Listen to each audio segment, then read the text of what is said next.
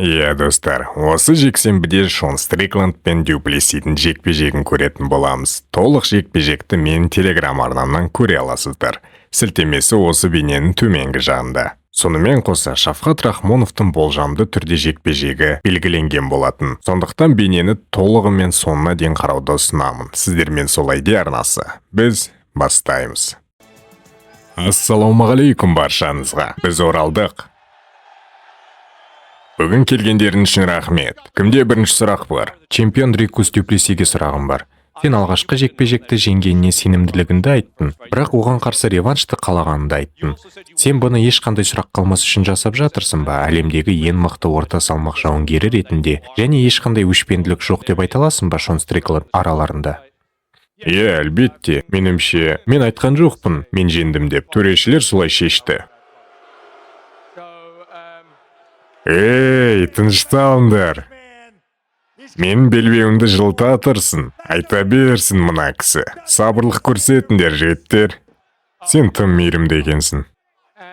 Иә, әлбетте, келесі жекпе-жегім реванш болуы қажет еді. Бірақ мен таңдасам Хамзат Чимаевпен шығар едім. Бірақ ол шығатын болды. Кеттік енді. Және алғашқы жекпе-жек нағыз соғыс болды. Екеуін де қанға боялдыңдар. Енді сен Шонды екінші рет соғысты көрсете алмайды дедің. Онда Шоннан не күтесің тағы да 5 раундтық жекпе-жектен? Әлбетте, сендер соғысты күте аласыңдар. Сендер мықты жігітпен бірге отырсыңдар дегім келіп тұр. Ал екінші жақта ешқашан берілмейтін жігіт отыр. Екі жігіт те алдаға атылып, бір-бірлерін өлтіруге тырысады. Бұдан артық не керек сендерге? Шон Стрикландке сұрағым. Мына жердемін. Сұрақтан бұрын сені Сиднейде қалай қарсы алды? Сол жайлы айтып кетсең. Бауырым, сендер қырғыр керемет халықсыңдар, білесіңдер ме? Ал бүгінгі бейнеміз асыл жанның арқасында шыққан болатын. Көп алғыс айтамын, барлық арнамыздың дамуына кетеді. Егер де сіз келесі бейнен шығуына септік тигізгіңіз келсе, осы нөмірге кез келген қаражатты жіберсеңіздер болады. Алдын ала алғыс айтамын.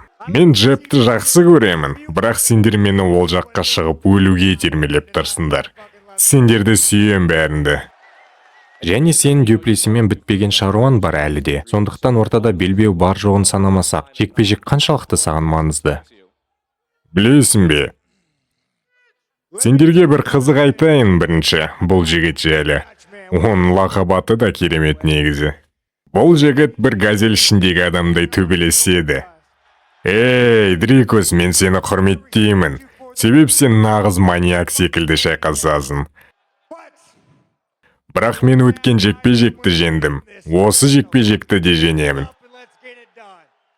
Иә, мен газельдің ішінде төбелескендей төбелесемін, ал сен жүргізуші секілді көрінесің.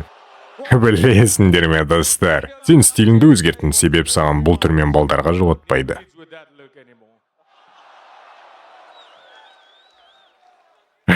Айтарым жоқ мынаған.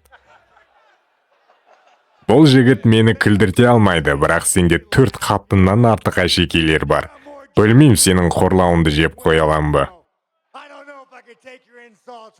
О, бауырым, бұның сұмдық енді. Мен сұрағым Джей Уилингқа. Сәлем бәріне!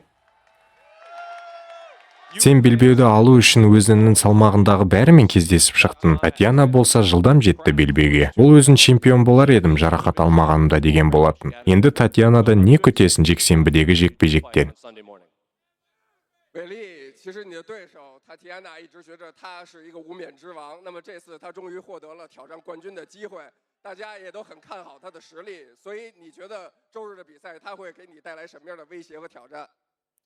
Көреміз, жексенбіде кездесеміз.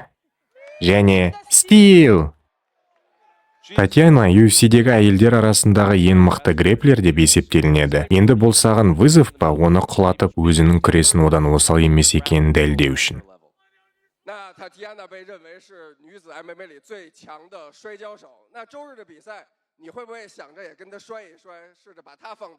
Иә, бірақ менімше ММА тек күресу емес, саған стойка керек. Джиу-джитсу керек. Бәрі керек, білесің бе?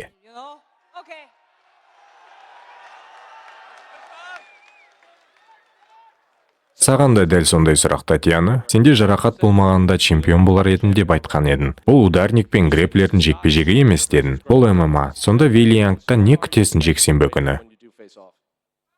Иә, менімше бұл керемет жекпе-жек болады. Екеуміз де шығып, бұл мейн-ивент болады. Ренжімеңдер. Уайымдамаңдар, олар осы картты сақтау үшін Татьянаны әкелді. Сен оның көзін құртайын деп жатырсың. Кешірім сұраймын, мен Амазонға көп ақша кетірем. Сөйтіп Қытайдың үкіметін қолдаймын. Бірақ Татьяна Вилли Янгтан өтеді. Сол үшін белбеуді бере салыңдар, құрғыр. Сұрағым Шон мен Дюплесиге. Екеуінде кеше алғашқы жекпе-жектерін жайлы айттыңдар. Шон, сен оны баспен ұрды дедің, Дрикус, сен оны қолмен ұрып қан жібердің дедің. Маған қызық, екеуінің арасында кімдікі шындыққа жанасады? Да, бауырым. Мен құрғыр қорқақ емеспін. Мен нағыз еркекпін. Өзіме керекті аламын, қанға боялсам да соқыр төрешілер алдында. Дюплеси жеңді, мойындаймын. Бірақ ол жексенбіде жеңе алмайды, 25 минут. Соғыс сайтан алғыр. Бұл баспен соққы болды. Олай болмаса да маңызды емес. Бұл екінші рет қайталанбайды. Қайталанатын жайт, ол мен белбеуімді алатыным. Кешіріңдер, австралиялық жанкүйерлер, бірақ мен жеңемін бұл жекпе-жекте.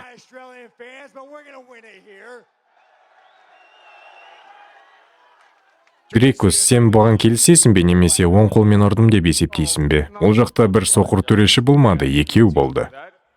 Иә, ол сол жақта жылап жүрді. Оған қағаз бен қалам беріңдер. Баспен ұрсам ора қойайын. Маған бәрібір, бұл төбелес.